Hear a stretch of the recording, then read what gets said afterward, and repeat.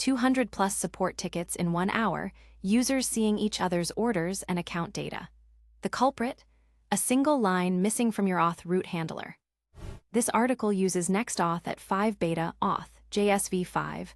The auth helper is the recommended method in v5, but in earlier v4 GetSession was the standard. If you are on NextAuth.js v4, the caching issue still applies, but the fix may differ. Always check the version-specific documentation. Add a CI script to detect GetSession in server components. This prevents accidental reintroduction of the caching bug.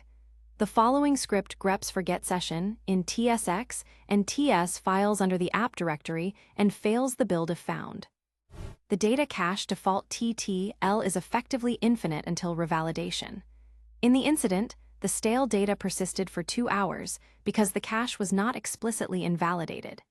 To avoid this, set revalidate equals 0 on the auth root handler or use force dynamic. Additionally, consider using unstable no-store in the auth root handler for explicit opt-out. Let's break down authentication in Next.js 16. Auth.js, middleware, and root protection, how it works, and the exact mistake behind that failure. Auth.js integrates with Next.js via root handlers, middleware, and React hooks. It handles session management, provider authentication, and root protection. But the key architectural detail is how sessions are read, and that's where the data cache can bite you. GetSession is like asking a receptionist for someone's name. The receptionist writes it down and gives the same answer to everyone for the next 2 hours. Auth is like walking directly to the person's desk and reading their name tag, always accurate. The receptionist's notebook is the data cache. Here's the standard Auth.js configuration. We export handlers for the root, auth for server-side session reading, and sign in sign out. Notice the session strategy is JWT by default, no database needed. The callbacks add custom data to the token and session. In server components, always use auth. It reads the session directly from the JWT cookie, no HTTP request, no data cache involvement. GetSession is only safe in client components via the useSession hook, where the browser handles the fetch. Here's the correct pattern in a server component. We call auth to get the session, check if the user is authenticated, and render the dashboard. No HTTP call, no caching issues. The auth root handler at /API/auth/. NextAuth is a GET root handler. By default, the data cache caches its response. This is catastrophic for authentication. The response depends on the user's session cookie, but the cache doesn't know that. The fix is to add force dynamic. This one line, export const dynamic equals force dynamic, tells Next.js to never cache this root. Every request runs through the full handler, reads the session cookie, and returns the correct user. Without it, the data cache caches the first user's session. Auth middleware is essential for protecting roots, but without a matcher, it runs on every request, including CSS, JS, images. For an app with 80 assets per page, that's 80 auth checks per page view. Always add a matcher to restrict to protected paths. Here's the correct middleware setup. We define protected paths and check the session. The matcher restricts execution to only those paths, no more running auth checks on every static file.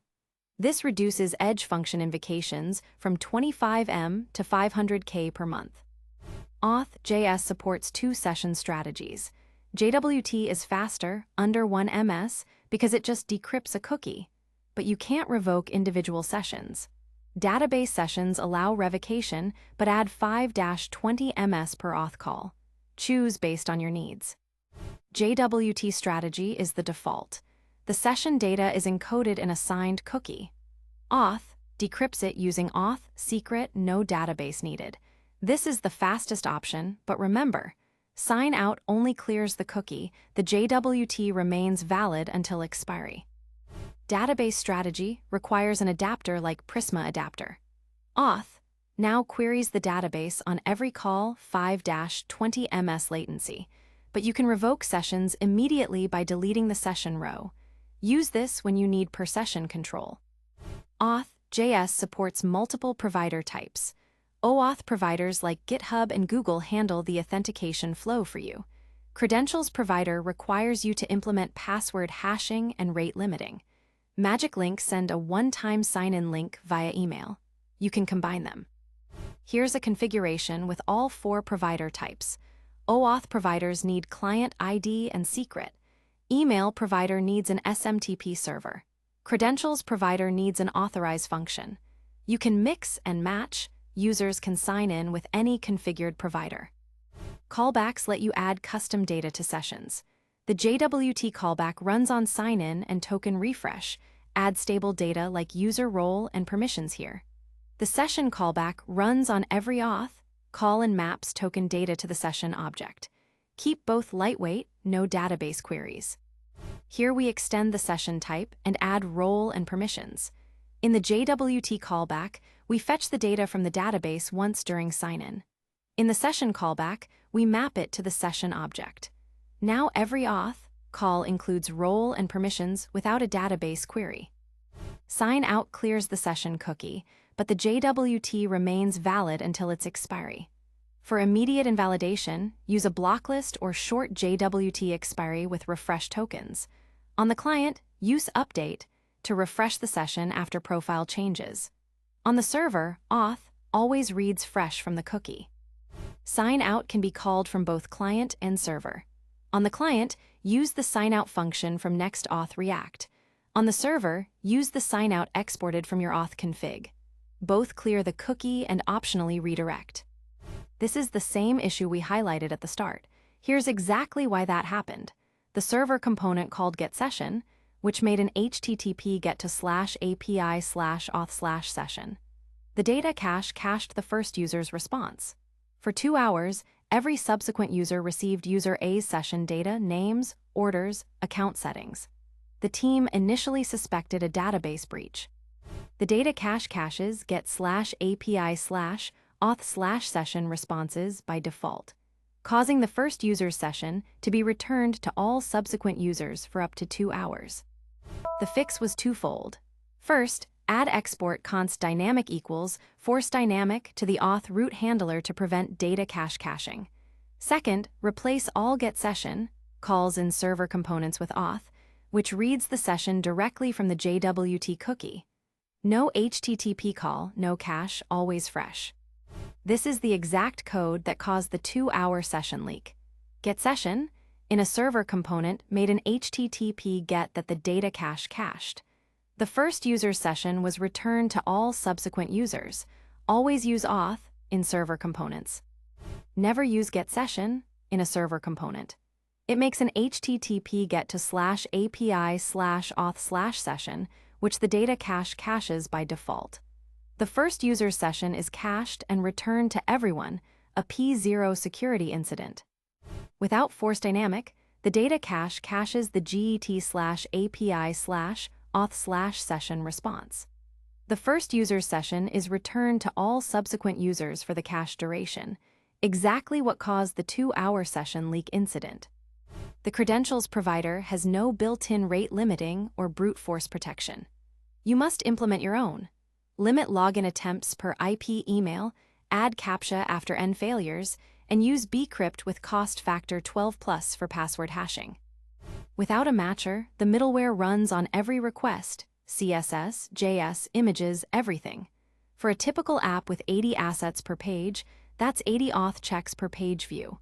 Always add a matcher to restrict to protected paths.